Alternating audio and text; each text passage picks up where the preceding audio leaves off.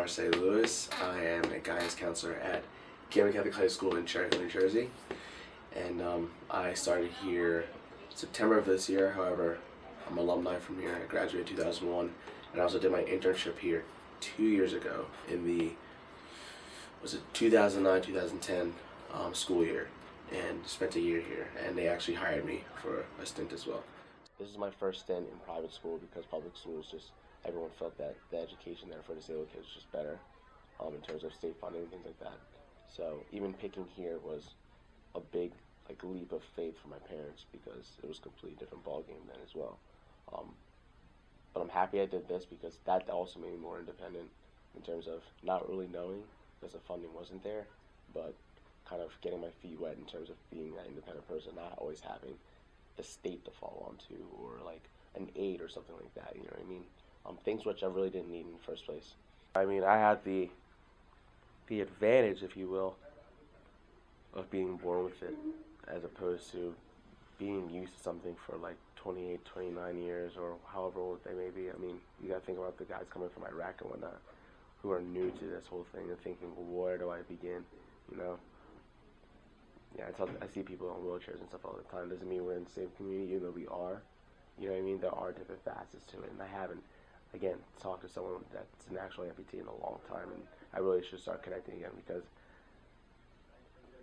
I won't be humble. I think I've done pretty well in terms of where I've come from, what people expected from me, and what I've accomplished.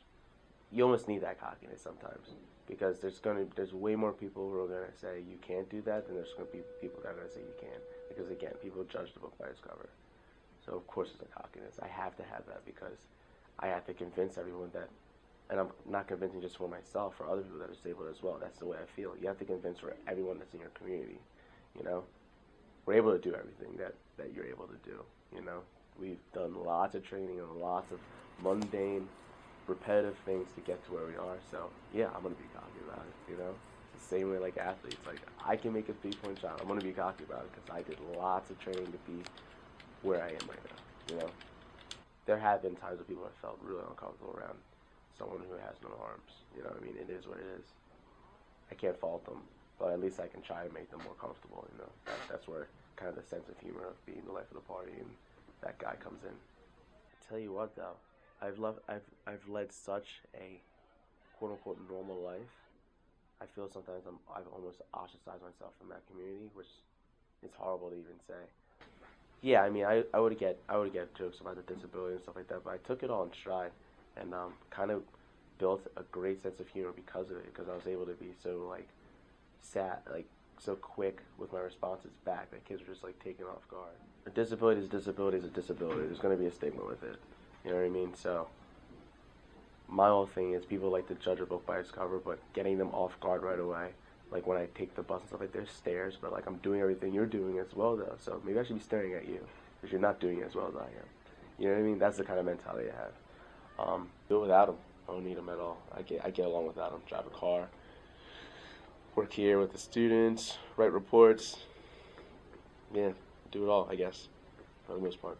And the most I asked for was a wireless mouse, and I'll tell you honestly, I really probably didn't need a wireless mouse, but it is what it is. I took a little bit of advantage, I guess. I guess I'm allowed to a little bit.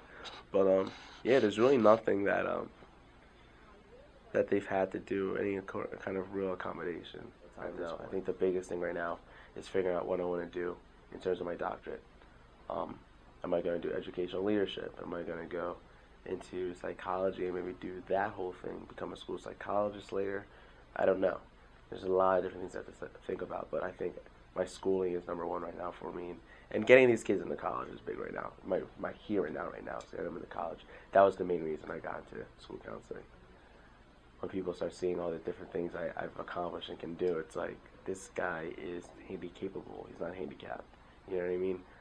And again, that's something I've worked hard to make sure that people see that. There's a lot of times I was home by myself and I was being independent anyway.